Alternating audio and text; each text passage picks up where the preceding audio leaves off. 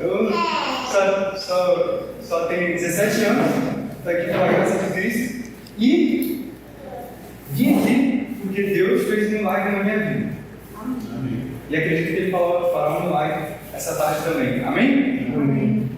Deus, Ele falou com Abraão, falou com Moisés, é isso que nós acreditamos, certo?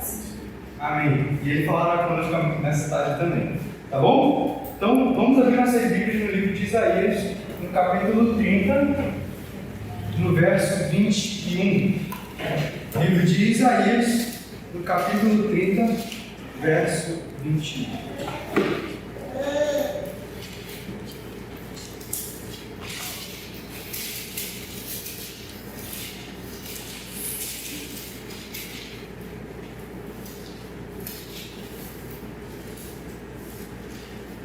Todos acharam? Amém ou misericórdia? Amém.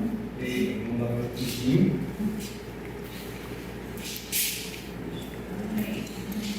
Amém?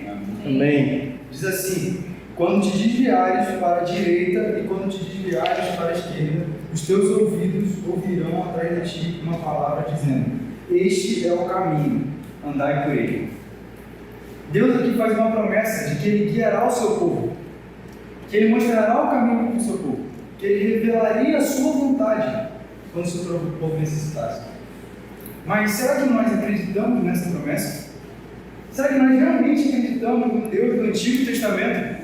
No Deus que no livro de Êxodo, capítulo 3, a partir do verso 2, Ele chama Moisés através de uma sarça ardente que ela não se consumia e dizia que Ele libertaria o povo de Israel do Egito.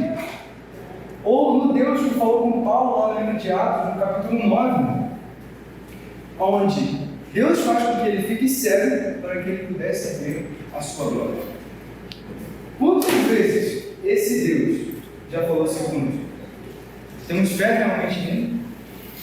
Bom, no ano passado, ano de 2022, eu estava com muitas dúvidas. Eu tinha passado por um período onde eu tinha estudado por muito tempo em prol de um objetivo, que depois eu vou contar para vocês qual era, mais para o final. E não deu certo e eu tive que mudar meus planos. Eu fiquei bem indeciso quanto eu poderia fazer, então eu comecei a experimentar várias coisas diferentes, né? O Adalha é bom, inteligente. E eu comecei a estudar sobre várias áreas, trabalhar em várias áreas diferentes para poder tentar descobrir o que eu deveria fazer.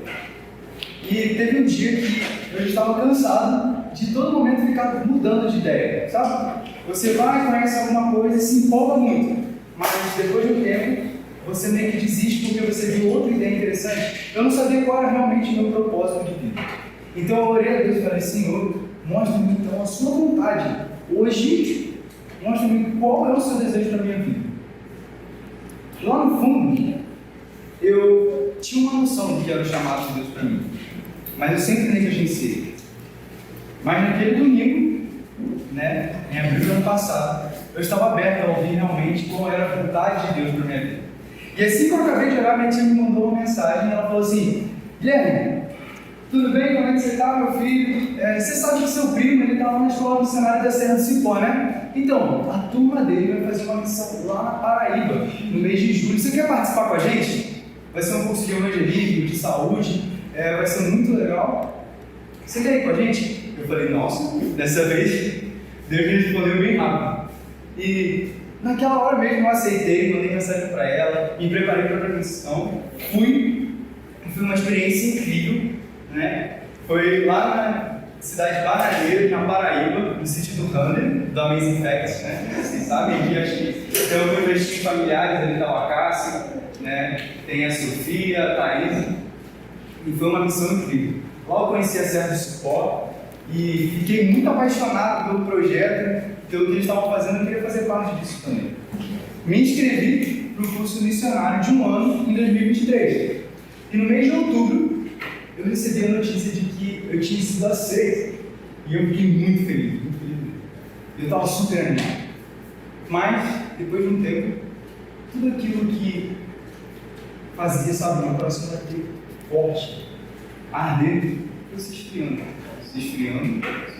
Até o momento que eu desisti de ir para a Serra, saí do grupo de funcionários, também já tinha falado lá com o pessoal da administração que não iria mais para os funcionários. E quando chegou no final do ano, não só o meu desejo de ir para a Serra do Cipó tinha morrido, como também eu espiritualmente, como um todo, estava apagando. Eu não tinha mais vontade de fazer as coisas de Deus. E chegou um momento que, quando mais para frente eu fui fazer uma retrospectiva e analisar o que estava acontecendo comigo, eu percebi que não demoraria muitos meses e eu já sairia da igreja completamente, né? Talvez fosse um adventista de nome, né? Minha família é adventista, foi adventista de berço, mas eu precisava realmente do poder do Espírito Santo, precisava de avivamento. No mês de janeiro desse ano, teria um congresso de missionários lá em São Paulo, chamado Congresso da OCI. Para quem não sabe, a OCI é uma organização que une vários ministérios ao redor de todo o mundo, né, como a Serra do Cipó, como a Fazenda do Fino, enfim. É como um DYC, né, mas com foco nos ministérios. Então, o congresso seria em São Paulo, nós estávamos de viagem, não teria como chegar lá a tempo. E eu, particularmente, estava aliviado com isso. Porque meus pais estavam muito animados para ir, né? Eles não conheciam tanto dos ministérios.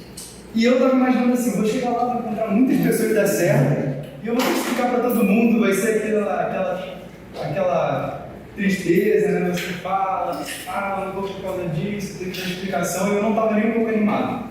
Mas quando foi na semana do congresso, ele mudou de São Paulo para a cidade de Penedo, no Rio de Janeiro, que é o meu estado, e daria tempo de a gente chegar a tempo de ir ao congresso. E aí, a gente foi. Cheguei lá e foi exatamente como eu imaginei. Eu cheguei lá e encontrei o pessoal da Serra e tive que dar explicação, mas eu estava bem firme no que eu tinha decidido. Eu falei, não vou para a Serra do Cipó, eu vou ser funcionário depois eu invisto nisso. E o congresso foi lá no CAP de Penedo, então está muito lindo, né, como vocês podem ver. Aí o pessoal participou, né, um pouco da área externa. E uma hora, a Sofia, que era coordenadora, não sei como vocês conhecem, ela veio conversar comigo. E ela falou o seguinte, olha, eu não vou te pressionar. Se Deus te mostrar que é para você ir para a Serra do Cipó, eu vou ficar muito feliz. Mas se Ele mostrar para você que não é para você ir, eu também vou ficar feliz porque você vai estar fazendo a vontade de Deus. E eu não vou te pressionar. E eu falei, tá bom. Mas sabe que ele tá bom? Não é tão sincero assim, não é tipo, eu não estava disposto a ouvir a vontade de Deus. Eu estava assim, tá bom, mas eu não vou. De qualquer forma, eu não vou. Quando foi na sexta-feira de manhã, começou um palestrante, né? Lá, e ele falou que a obra de pregar o Evangelho era a obra mais nobre que qualquer jovem poderia se envolver. E um tal exército de obreiros que poderia ser proporcionado pela nossa juventude, a mensagem do Evangelho avançaria muito mais rapidamente. E eu imaginei assim, bom, isso que ele está falando, eu estou no congresso de missionários, né, então já deve ser programado, com certeza eles tentariam incentivar, né, a juventude e tudo mais, não é para mim. E naquela semana eu estava passando muito mal, estava com uma gripe muito forte, e eu comecei a passar muito mal naquela hora dentro do congresso. Badagem de gente, e eu saí de dentro do auditório da igreja, né? E eu fui pro quarto, estava passando muito mal mesmo.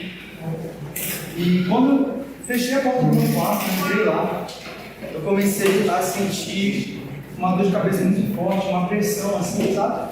E uma voz que falava assim, você vai para a Serra do Cipó, vai para a Serra do Cipó, vai para a Serra do Cipó. E naquele momento eu comecei a orar. E eu comecei a orar, a chorar, e falei com Deus, e falei, Senhor, eu não quero ir para a Serra do Cipó, eu não quero ir agora, se eu for agora eu tenho que abrir mão de muita coisa, e eu vou seguir meus planos de ser um missionário quando eu for mais velho, quando eu estiver aposentado, não sei, mas eu não quero ir agora, e eu não estou pronto para isso, e eu não vou. Quando eu fui voltar para dentro da sala do congresso, toda vez que vinha aquela voz, falando assim, você vai para certo cipó de uma pressão muito estranha atrás dos meus ouvidos. E parecia que essa voz estava vindo, sabe, assim, por trás de mim. E quando eu pisei dentro do auditório, o palestrante falou assim, abra suas Bíblias no livro de Isaías, no capítulo 30, no verso 21. E para quem não estava aqui, diz assim, quando te desviares para a direita e quando te desviares para a esquerda, os teus ouvidos ouvirão atrás de ti uma palavra dizendo, este é o caminho, andai por ele. E eu lembrei de um texto em que ele vai dizer o seguinte, o Espírito Santo tem de operar no coração humano, tomando as coisas de Deus e revelando-se aos homens. Ou seja, através das impressões do Espírito Santo, Deus se revela a nós. E eu também lembrei que, em sua palavra, Deus conferiu aos homens o conhecimento necessário à salvação. E as Santas Escrituras devem ser aceitas como autorizada e infalível revelação de sua vontade. E o que vocês acham que eu fiz nessa hora?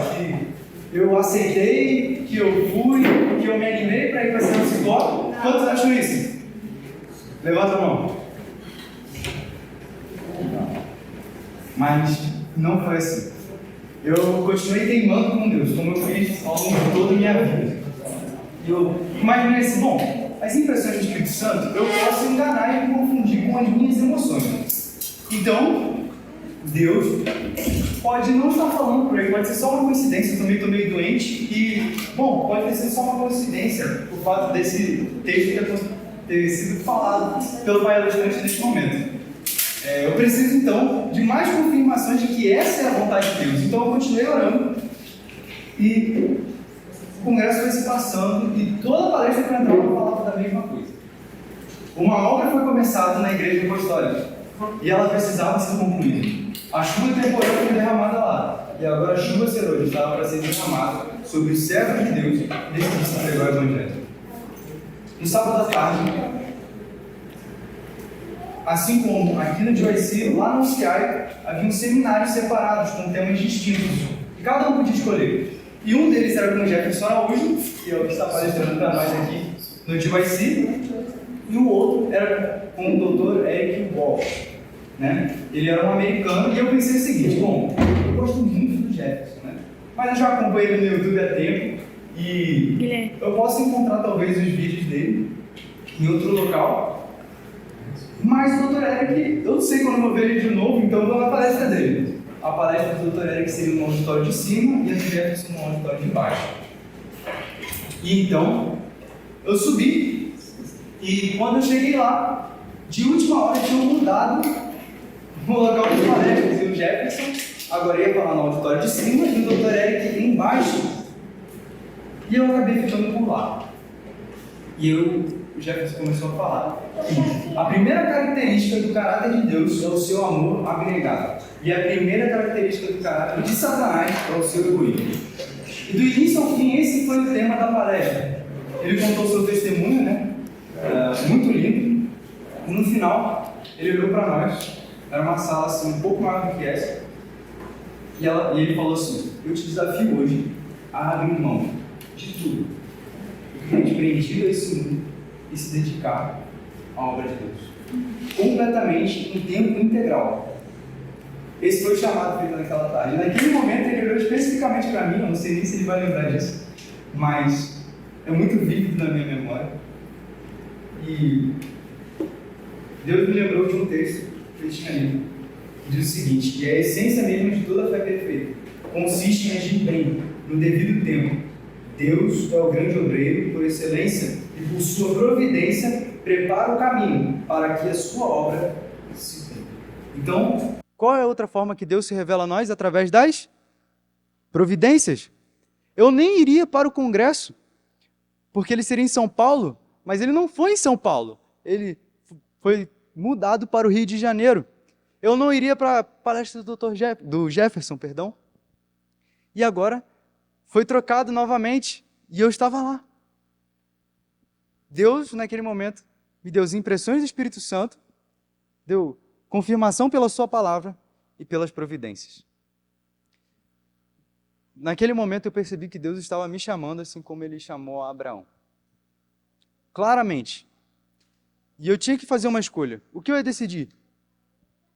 Ou eu seguia a Deus, ou eu fazia como o jovem rico, e colocava as coisas desse mundo em primeiro lugar. E eu orei, lutei, falei que não queria, mas, por fim, eu aceitei. Mas eu ainda pensei o seguinte: bom, o doutor Eric disse que ia compartilhar o seu testemunho também, talvez tenha sido combinado, talvez não tenha sido tão assim uma coincidência, uma providência de Deus, né? Então eu vou falar com a minha mãe, porque ela tinha ido na palestra do doutor Eric. E eu perguntei o que ele tinha falado. E ela me contou. E não tinha nada a ver com o que o Jefferson falou. Foi realmente uma providência de Deus. E no domingo de manhã eu pensei, nossa, vou ter que falar com meus pais, vai ser... Nossa, eu já falei que não ia, e agora como que eu vou falar que eu vou mudar para Minas Gerais, outro estado, vou fazer um curso missionário lá? Vai ser difícil. Cheguei para conversar com a minha mãe, e eu falei assim, mãe, tem uma coisa para conversar com a senhora. E ela falou assim para mim, filho, eu tenho uma coisa para conversar com você. Eu falei, mãe, pode falar então. E ela, filho, então, enquanto a gente estava aqui nesse congresso, Deus falou muito comigo, com seu pai, né? Nós vimos as histórias dos ministérios e nós decidimos que vamos para Serra do Cipó.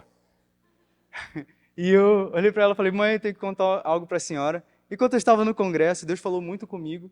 Eu sei que eu já tinha dito que eu não iria, né? Mas agora eu vou para Serra do Cipó.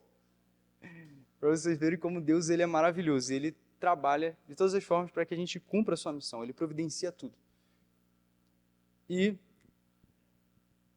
quando eu fui para a Serra, eu tive uma semana para me preparar, porque do OCI para o início do curso só tinham 7 dias, então eu tive que preparar tudo correndo, com pressa, mas fui. E para que eu fosse para lá eu tive que abrir mão de tudo. E quando eu digo tudo, talvez você possa imaginar que seja algo específico, né? Que talvez seja mais importante para você.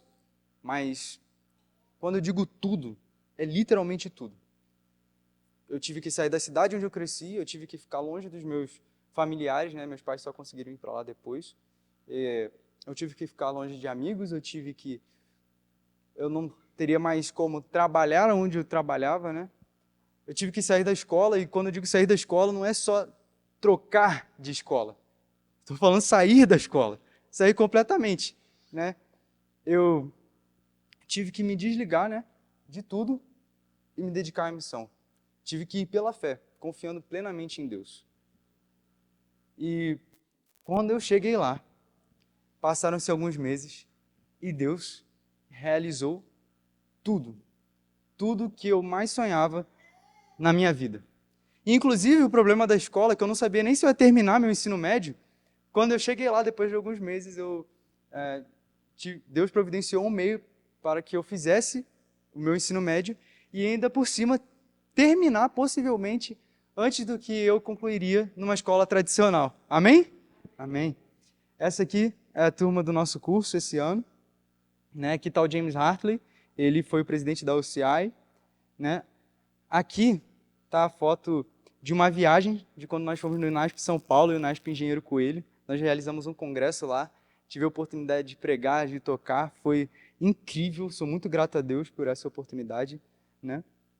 Fomos também para Taguatinga, a Igreja Central de Taguatinga, em Brasília, fizemos um congresso de saúde lá, foi uma bênção e Deus realmente tem levado essa obra adiante. Não porque haja mérito algum em mim, não há. Eu sou, como eu disse para vocês, eu não sou um palestrante internacional, não tenho doutorado, não tenho mestrado e ainda estou concluindo meu ensino básico. Mas Deus pode fazer grandes obras através de vasos de barro, não é? Amém? E quando eu me dediquei à missão, como eu disse para vocês, parecia ser só uma senda de abnegação. Assim como Abraão, ele teve que sair da sua terra e abandonar tudo, eu tive que fazer isso também. Mas a promessa de Deus é que muitos ainda são provados como foi Abraão. Não ouvem a voz de Deus falando diretamente do céu, mas ele os chama pelos ensinos de sua palavra e acontecimentos de sua providência. Pode ser-lhes exigido abandonarem uma carreira que promete riqueza e honra, deixarem associações agradáveis e proveitosas e separarem-se dos seus parentes, para entrarem naquilo que parece ser apenas uma cena de abnegação, agruras e sacrifícios. Deus tem uma obra para eles fazerem, mas uma vida de comodidade e a influência de amigos e parentes embaraçariam o desenvolvimento dos traços essenciais para a sua realização. Ele os chama para fora das influências e auxílios humanos e os leva a sentirem a necessidade de seu auxílio e a confiarem nele somente para que ele possa revelar-se-lhes. Quem está pronto ao chamado da providência para renunciar planos acariciados e relações familiares? Quem aceitará novos deveres e entrará em campos não experimentados, fazendo a obra de Deus com um coração firme e voluntário, considerando, por amor a Cristo, suas perdas como ganho? Aquele, porém, que deseja fazer isto, tem a fé de Abraão, e com ele partilhará daquele peso eterno de glória muito excelente, 2 Coríntios 4,17, com o qual as aflições desse tempo presente não são para comparar. Deus faz um chamado para mim e para você hoje. E a promessa dele é que receberemos, assim como Abraão, esse eterno peso de glória. E na minha vida, eu tenho visto que Deus tem realizado todos os sonhos que eu sempre tive, não só em relação a ir para o céu, não só no que está por vir, mas no presente também. E eu vejo claramente o cumprimento daquela promessa do Salmo 37, no verso 4, que diz: agrada-te do Senhor e Ele satisfará os desejos do coração dele? Não. Do meu coração. Ele morre numa cruz para realizar o desejo dele? Não, para realizar o desejo do seu coração, para te fazer feliz. Basta você entregar a sua vida a ele. Esse é o Jesus que, pouco antes da sua morte, levanta os olhos ao céu, lá no livro de João, no capítulo 17, e ora ao Pai, não por si mesmo, e diz: Pai, é chegada a hora, glorifica a teu Filho, para que o Filho te glorifique a ti. Assim como lhe conferiste autoridade sobre toda a carne, a fim de que ele conceda a vida eterna a todos quanto lhe deste. Cristo Jesus, quando ele veio à terra, ele veio como homem. E tudo o que ele fez por meio de quem? Do Espírito Santo. A sua divindade estava oculta, e agora ele levanta os olhos ao céu. Sendo o nosso perfeito exemplo, nós também devemos levantar os olhos aos céus. Olhar para Cristo. Nós somos como ovelhas. E uma ovelha, ela não consegue enxergar muito distante. Então é como se eu estivesse aqui, se eu fosse uma ovelha, e vocês aí do fundo, eu já não enxergaria ninguém. Então, para que uma ovelha não se perca, ela tem que estar constantemente olhando para quem? Para o pastor. Nós devemos constantemente olhar para o Deus da nossa salvação, como disse Isaías. E aqui é acrescentado outra palavra muito interessante. Ele fala: glorifica a teu filho. E o que significa glória na Bíblia? Alguém sabe? Caráter? Exatamente. Lá no livro de Êxodo, no capítulo 33 e 34, Deus faz um pedido especial.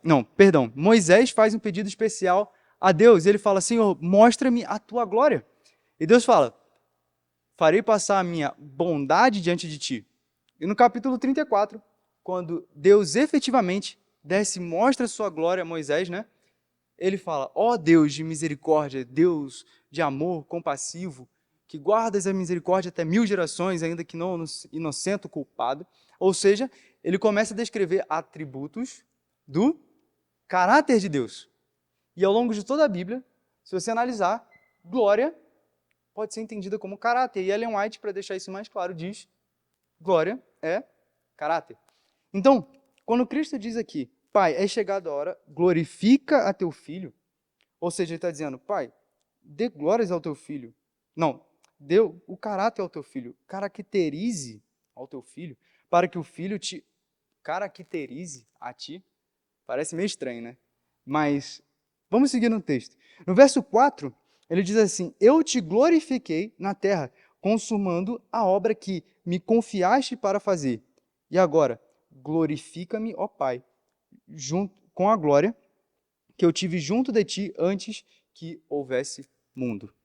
Espera aí, pensa comigo. Glória é Caráter, ok. Jesus, ele pecou? O caráter dele era perfeito, né? Então, ele aqui separa o caráter dele do caráter de Deus, é como se fosse distinto. Mas ele não era Deus? Sim. Mas João 1,14 diz, e o verbo se fez carne. Como eu já disse, ele veio como um homem, e ele alcançou tudo que um homem poderia alcançar aqui nessa terra, através do poder do Espírito, obviamente. E Ellen White diz no livro Educação, que Adão, enquanto estava no Éden, ele desenvolvia o seu caráter. Mas Adão não era perfeito? Mas ele desenvolvia o seu caráter? Como assim? É porque Deus, ele é tão perfeito, ele está tão infinitamente distante de nós, que nós vamos precisar de passar a eternidade inteira desenvolvendo o nosso caráter. E ainda assim, não seremos tão perfeitos quanto ele. Porque perfeição não necessariamente quer dizer que você não tem mais nada a acrescentar, mas que você não tem nada a tirar. Você não tem mais pecado dentro de você, não tem mais pecado no seu caráter. Perfeição é viver segundo a luz que Deus tem te dado na sua palavra. Então, agora Cristo, ele está prestes a morrer e voltar aos céus. Ele pede ao Pai que ele dê novamente a glória que ele tinha como Deus antes da fundação do mundo. E agora, no verso 9, ele acrescenta outro grupo nessa oração. Porque antes ele parecia que estava falando da relação dele com o Pai, certo? Ele está falando, Pai, glorifica teu Filho, e a vida eterna é esta, que conheçam a Ti, a Jesus Cristo. Parece que nessa oração ele está falando dele mesmo, né? Mas olha o que ele fala no verso 9. E é por eles que eu rogo. Não rogo pelo mundo, mas por aqueles que me deste, porque são teus. Ele está orando por quem? Pelo seu povo, pelos discípulos. E agora no verso 14 ele diz, eu lhes tenho dado a tua palavra e o mundo os odiou, porque eles não são do mundo, como também eu não sou. Não peço que os tires do mundo, e sim que os guardes do mal. Eles não são do mundo, como também eu não sou. Santifica-os na verdade. A tua palavra é verdade. Cristo agora, ele se compara com esse povo. E a todo momento ele faz paralelos entre ele e os discípulos. Jesus, ele disse, eu sou o caminho, a verdade e a vida. Ele é o caminho. Porque assim como o mundo o odiou, ele também nos odiará por causa do seu nome. Mas, assim como ele sofreu nesse mundo e está reinando eternamente, nós também somos convidados a reinar com ele. Passar pelo mesmo caminho que ele passou. Ele é a verdade. E olha o que ele fala. Santifica-os na verdade. Quando ele diz santifica-os na verdade, é para que nós fôssemos santificados em quem? Nele. Nele mesmo. Então, santifica-os em mim. Era isso que Cristo queria dizer nessa oração. Porque tanto a justificação pela fé, ser salvo pela graça e ser santificado, tudo isso emana da justiça de Cristo. Porque o mistério da cruz é o que explica todos os outros. Ninguém pode colocar outro fundamento além do que foi posto, que é Cristo Jesus. E o que ele fala adiante é o seguinte, a tua palavra é a verdade. Então, calma. Ele é a verdade. E a palavra também é verdade. Ou seja, ele é a palavra. Cristo se revela a nós através da Bíblia. Se quisermos conhecer a vontade de Deus, se quisermos fazer e cumprir a missão que Ele nos deixou, devemos conhecer a Bíblia. Sem isso, Deus nunca vai se revelar a nós.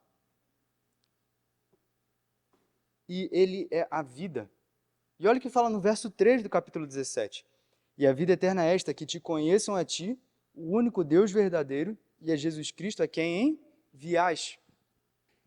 Para que possamos conhecer algo, precisamos ser ensinados. Por isso que a Bíblia fala que tudo que foi escrito para o nosso ensino foi escrito. Ou seja, precisamos ser educados. Precisamos ser moldados para sermos semelhantes a Cristo Jesus. E aí que está a importância da obra da verdadeira educação, que tem a mesma fonte que o plano da redenção, que é Deus, é Cristo Jesus, tem o mesmo meio, que é a companhia dele. E tem o mesmo objetivo, que é restaurar no homem a imagem de Deus. Ou seja, a verdadeira educação e o plano da redenção são um só, por isso Ellen White diz que é necessário que conheçamos urgentemente a ciência da verdadeira educação. Se não a conhecermos, jamais teremos um lugar no reino de Deus.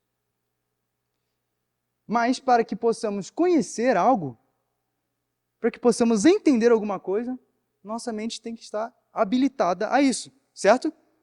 E se nós não entendermos o que Deus fala através de sua palavra? E se nós estivermos com a nossa mente e o nosso corpo debilitados? Como vamos entender o que Deus tem a revelar a nós? Impossível. E é aí que está a importância da mensagem de saúde. Ela não é o evangelho, não é o centro, jamais será. Mas é o braço direito que abre a porta para que o evangelho de Cristo entre. É a mensagem que prepara o caminho, uma mensagem para aliviar os fardos desse mundo. Amém? Amém. E agora, no verso 20, ele fala: não rogo somente por esses, mas também por aqueles que vierem a crer em mim por intermédio da sua palavra.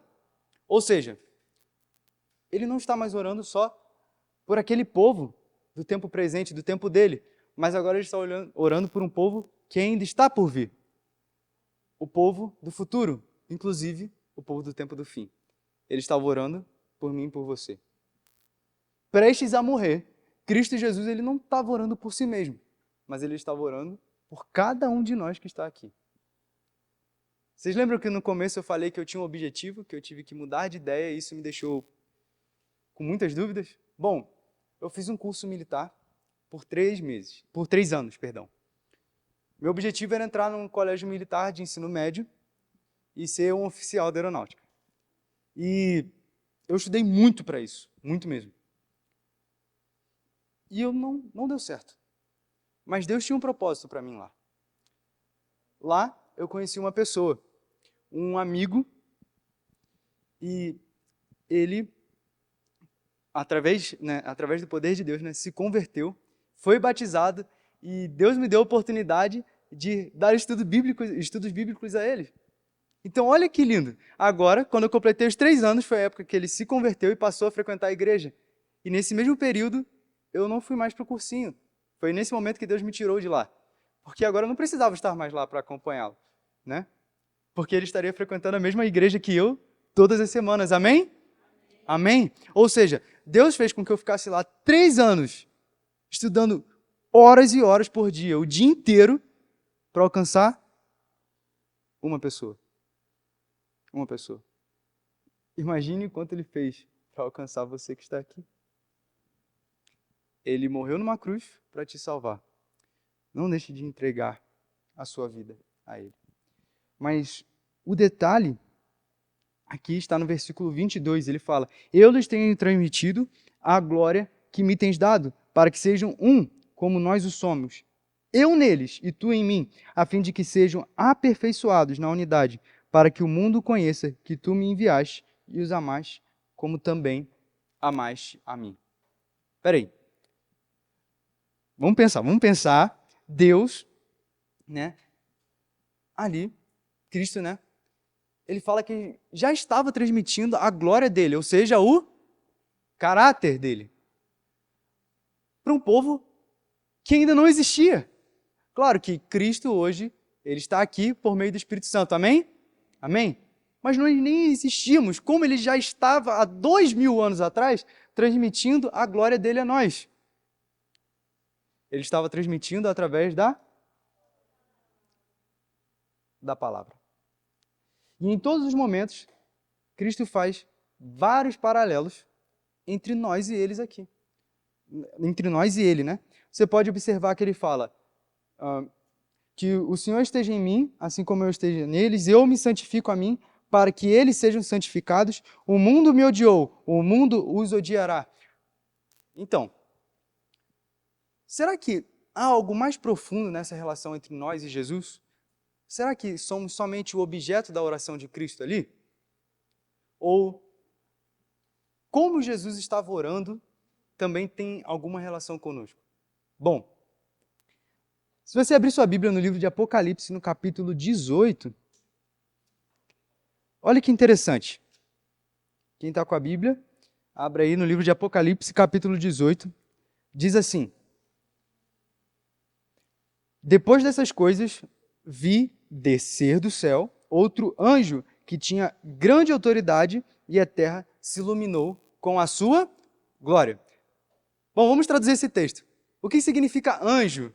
Nós estudamos no trimestre passado, anjo, mensageiro. Ou seja, que ele está falando do povo de Deus, certo? Então, ele fala que viu descer do céu o povo de Deus que tinha grande autoridade e a terra se iluminou com o seu caráter.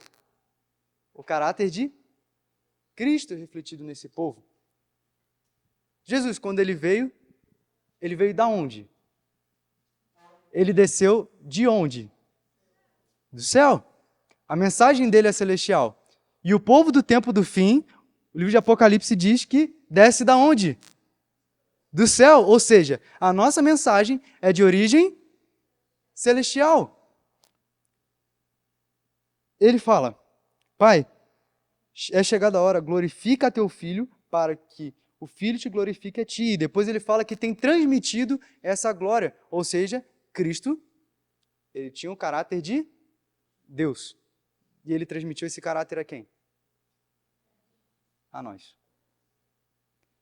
E depois ele fala: assim como lhe conferiste a autoridade sobre toda a carne, a fim de que ele conceda a vida eterna a todos os que lhe deste. E lá em Apocalipse fala que o anjo vem com grande autoridade e a terra se iluminou com a sua glória. Ou seja, toda a carne, todos viram o caráter de Deus. Ou seja, quando Cristo ele ora aqui, nós não somos somente o objeto da oração. Há uma relação muito mais profunda de nós com Cristo Jesus. Por isso que Ellen White diz que orar em nome de Cristo não é citar somente o nome dele. Para conhecer a vontade dele, não é citar o nome dele, não é falar que é cristão. É orar no mesmo espírito que ele. É estar disposto a aceitar a vontade de Deus, assim como ele estava. É fazer as mesmas obras dele. É ter o mesmo sentimento dele. É amar uns aos outros, assim como ele nos amou. E o desejo de Cristo está lá no verso 24, que diz: Pai, a minha vontade é que onde eu estou, estejam também comigo os que me deste, para que vejam a minha glória que me conferiste, porque me amaste antes da fundação do mundo. O desejo de Cristo é nos levar para reinar com Ele. Mas a pergunta então, afinal é, se devemos entregar a nossa vida a Cristo, se devemos ter o mesmo Espírito de Cristo, se devemos refletir a Cristo Jesus, se devemos falar dele a todo momento, se devemos orar e conversar com ele a todo momento. Quem é Jesus? Porque em alguns momentos ele parece ser um servo, certo? Outros momentos ele parece ser um rei. E isso é interessante, porque na sua primeira vinda, Cristo, mesmo sendo Deus, não julgou por usurpação o ser igual a Deus. Antes a si mesmo se esvaziou, assumindo a forma de servo. Mas Satanás confundiu a cabeça dos judeus e fez com que eles achassem que Cristo viria como um rei. E agora, na sua segunda vinda, no livro de Apocalipse, no capítulo 22, olha o que é dito lá. Então me mostrou o rio da água da vida, brilhante como cristal, que sai do trono de Deus e do Cordeiro. Ou seja, na sua segunda vinda, Cristo virá como um rei. Mas Satanás, tem feito o mundo acreditar que ele virá como um servo. Aquele que, não importa o que você faça, não importa como você viva, ele te aceita, ele vai te levar para o céu. Não importa a forma de amor que você tenha, amor, né? Ele vai te aceitar. Como se Cristo fosse escravo das nossas paixões, dos nossos prazeres. Mas ele não é. Ele ama todos nós, claro. mas ele virá como um rei. Amém? Essa é a nossa esperança, foi a promessa que ele nos deixou. E ele chama-nos hoje para participar disso com ele também. Ele é a videira. Nós somos os ramos, uma extensão. Pequenos Jesus, pequenos Cristos, né? Aqui nessa terra. Para iluminar o mundo inteiro com a glória de Deus, com o caráter dele. E para que um ramo produza o seu fruto, ele precisa receber o que da videira? A seiva. E a seiva é o Espírito Santo. E, aliás, o fruto do Espírito, se você analisar Gálatas 5:22, junto com o texto de que Moisés descreve a glória de Deus, é exatamente a mesma coisa, dito de forma diferente. Ou seja, se queremos refletir o caráter de Cristo Jesus, temos que estar cheios do Espírito Santo. Mas só poderemos receber o Espírito Santo se estivermos ligados à videira, a Cristo Jesus. E então, quando realmente estivermos convertidos a Cristo Jesus, receberemos poder para ser suas testemunhas, tanto em Jerusalém como em toda a Judéia e Samaria e até os confins da terra, no IAP, em Pernambuco, no Brasil, em Minas Gerais, no Rio de Janeiro, no Pará, aonde você estiver, receberá o poder do Espírito para ser testemunha de Cristo. E, através do Espírito Santo, seremos capazes de, assim como foi com os apóstolos e assim como foi com os mártires da Reforma Protestante, vencer por causa do sangue do Cordeiro e da palavra do testemunho que deram. E mesmo em face da morte, o Espírito Santo nos concederá poder para não amarmos a nossa própria vida e sermos fiéis a Ele até a morte. Por isso, hoje, entregue a sua vida a Cristo Jesus. Ele te faz um chamado hoje, assim como Ele fez a mim. Abandonar tudo desse mundo. Talvez pareça ser uma senda de abnegação, de agruras e sofrimentos. Mas, assim como Abraão, você também participará do eterno peso de glória, que está acima de toda comparação. Por isso, levanta-te. Prega o Evangelho. Entregue a sua vida a Cristo Jesus. Se dedique à missão.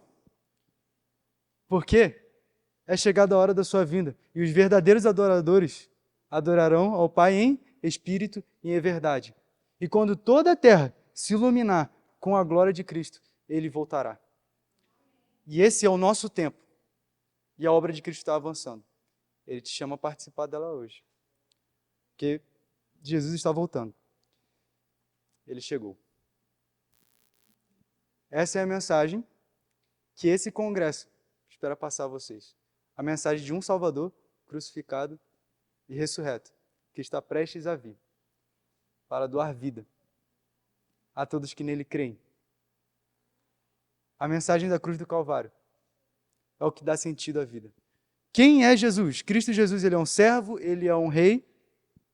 Por vezes ele é o alfa ou ele é o ômega, ele é o princípio ou ele é o fim. Cristo Jesus, ele simplesmente é tudo. Tudo que vale a pena ser vivido. Entregue sua vida a Ele. Amém? Vamos orar? Muito obrigado, Senhor, porque nesse momento o Senhor falou conosco através da sua palavra. Obrigado porque o seu Santo Espírito está nesse lugar e está atuando em cada coração. Obrigado porque o Senhor enviou o seu Filho para morrer na cruz do Calvário por cada um de nós. Perdoa, Senhor, porque por muitas vezes negligenciamos o teu chamado para a nossa vida. Mas hoje queremos entregar o nosso coração a Ti. Queremos, a partir de hoje, ser como Cristo Jesus. Refletir o seu caráter a todo mundo e estar cheios do Espírito Santo. E ter o poder que Ele concede para pregar o Evangelho a todo mundo. E nesse momento, todos nós que entregamos a vida genuinamente a Ti, Senhor, faremos a oração que Cristo nos ensinou enquanto esteve aqui nessa terra.